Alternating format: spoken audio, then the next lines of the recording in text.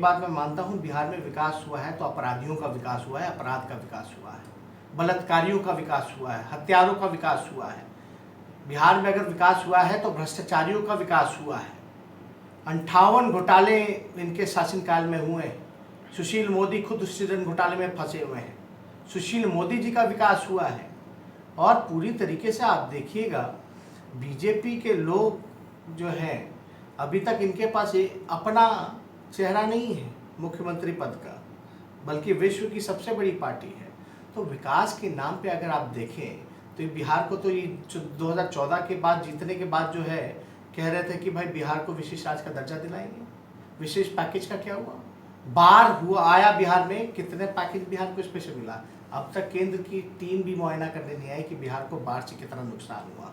जब लालू जी की सरकार थी तो रेलवे का कारखाना देने की बात कही गई, और इनके तो रेल मंत्री जो कारखाना जो बचा हुआ था वो भी वापस ले जा रहे थे यूपी। तो हम लोग तो सब लोग जानते हैं कि लालू जी ने जब रेल मंत्री रहते हुए, यूपीए सरकार में रहते हुए लगभग 1,54,000 करोड़ का पैकेज दिया था।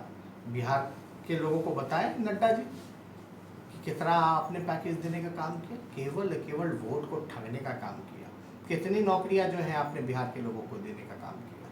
किसका विकास हुआ? क्यों आज बिहार में बेरोजगारी दर जो है 46.6 हो गई है, सबसे ज़्यादा? आप जो है मजदूरों को अपमानित करने का काम किया आपकी सरकार ने। आपकी सरकार ने ट्रेन तक जो है मुहैया नहीं कराया। विपक्ष ने हल्ला बोला तब जाकर के आपको नींद खुलता, उसमें भी आपने मजदूरों से पैसा वसूलने का काम किया। लोग जो है पैदल कितने हजार किलोमीटर चल चल करके आए, भूखे रहे, मरने के कगार पर रहे। कई लोग जो है एक्सीडेंट में मर गए, कई लोग रेल एक्सीडेंट में मर गए, रोड एक्सीडेंट में मर गए, लेकिन आपने अब तक नहीं पूछा। तो इसलिए बिहार की जनता पहचान चुकी है दोबारा एनडीए सरकार। तरह की बातें कर रहे हैं कि नेतृत्व में चुनाव लड़ा जाएगा, और मुझे आश्चर्य लग रहा है कि पहले कभी भी एनडीए का कैंपेनिंग अलग अलग पार्टियां कर रही हैं। पहली बार 2010 में जॉइंट कैंपेन चला था। इस चुनाव से पहले लगातार एनडीए का जॉइंट कैंपेन चला था। इस बार बीजेपी का अलग कैंपेन चल रहा है और नीतीश कुमार जी का अलग कैंपेन चल रहा है। नीतीश जी के कार्यक्रम में किसी बीजेपी का नाम तक, एनडीए का जिक्र तक नहीं होता है, ना किसी का फोटो लगाया जाता है।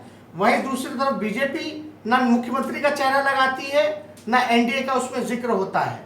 आप याद कीजिएगा, लोकसभा में ही जॉइंटली सब कुछ हुआ था, लगातार फोटो लगे थे, एनडीए का, अलायंस का नाम लिया गया था। लेकिन ये लोग तो अलग अलग, आप देख रहे हैं, अलग अलग कैंपेन चला रहे हैं। ऐसा लग ही नहीं रहा कि एक अलायंस का मुहिम चल रहा है, बल्कि अलग अलग पार्टियों का अलग अलग मुहिम चल रहा है। ये कैंपेन में आप देख सकते हैं, मुख्यमंत्री जी ने वर्चुअल रैली की, क्या हर्ष हुआ हम लोगों ने भी देखा, लेकिन वहां कहीं भी बीजेपी का नाम निशान नहीं था।